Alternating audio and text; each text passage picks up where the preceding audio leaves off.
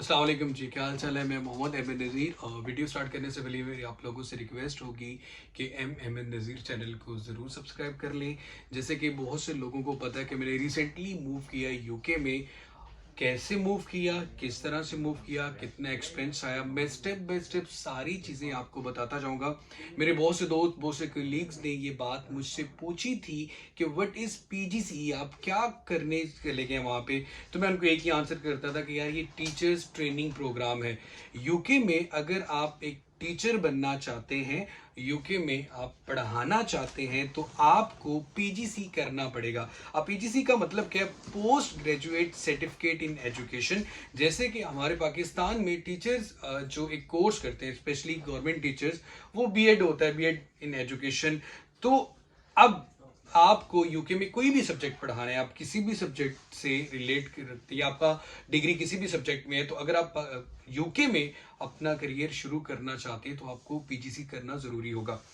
अब PGC physics में आपका सबसे पहले क्वेश्चन ये होता है कि जी इसकी मेथड क्या होगा। लिंक भी मैं आपको प्रोवाइड कर दूंगा जिसके थ्रू आप अप्लाई करते हो। स्पेशली आप एक्चुअली 3 यूनिवर्सिटीज में अप्लाई कर सकते हैं, और तीनों यूनिवर्सिटीज को क्या क्या चीजें रिक्वायर्ड होती है मैं स्टेप बाय स्टेप बताता जाता हूँ। सबसे पहले तो इंट्रोडक्शन हो गया, और ये जरूरी है, इसके बगैर आप यूके में अपना टीचिंग करियर स्टार्ट नहीं कर सकते। अब इसकी जो ड्यूरेशन होती है वो टिपिकली 1 साल की जो है वो ड्यूरेशन होती है। 1 साल का ये प्रोग्राम होता है। आपको जो वीजा मिलता है वो स्टूडेंट वीजा मिलता है। उसके बाद आप स्किल्ड वर्कर वीजा के लिए अप्लाई करते हैं।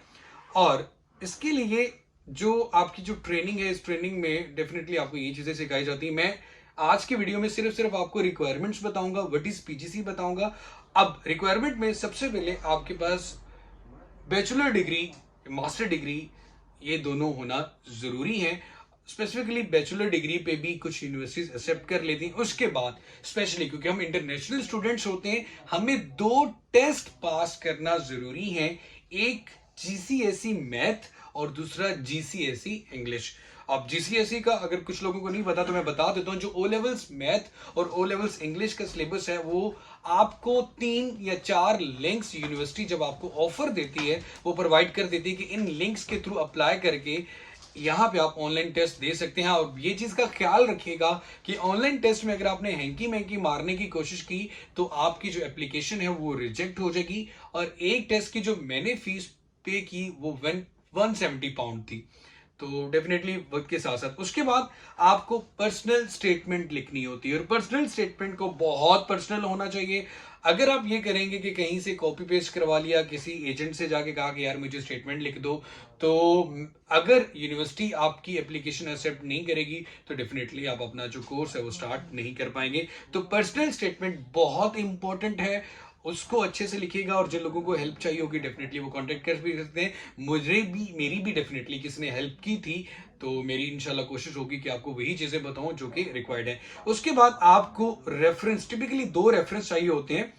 एक आपका एकेडमिक रेफरेंस होता है, जैसे कि आपकी यूनिवर्सिटी के जो सुपरवाइजर हैं उनसे जो है यूनिवर्सिटी कांटेक्ट करेगी। और दूसरा आपका प्रोफेशनल होता है, जहां पे आप टीचिंग कर रहे हैं पाकिस्तान में, वहां के जो हेड या आपके जो कोऑर्डिनेटर होंगे उनका जो रेफरेंस वो चाहिए। उसके बाद इनहांस्ड डीबीएस चेक, इसे कहते हैं डिस्क्लोजर एंड बेरिंग सर्विस। इसमें आपका सुटेबिलिटी चेक की जाती है, आपका क्रिमिनल रिकॉर्ड चेक किया जाता है कि आप सुटेबल हैं बच्चों के साथ, क्योंकि ये तो बहुत इंपॉर्टेंट होता है यूके के अंदर। और पाकिस्तान से आप अपना जो पुलिस करेक्टर सर्टिफिकेट है वो बनवा के लाते हैं, और यहाँ पे आप ऑनलाइन इनहांस डीबीएस के लिए अप्लाई करते हैं। और मैंने भी किया हुआ है, मेरा सिर्फ एक डॉक्यूमेंट रहता है, जैसे वो मुझे मिल जाता है तो मेरा डीबीएस कंप्लीट हो जाएगा। उसके बाद आपका जो इस प्रोसेस से पहले जैसे ही आपकी एप्लीकेशन एक्सेप्ट हो जाती है, आपका 2 से ढाई घंटे का इंटरव्यू होता है, जिसमें आपका इंटरव्यूअर ये डिसाइड करता है कि आपको वो एक्सेप्ट कर रहे हैं या नहीं कर रहे।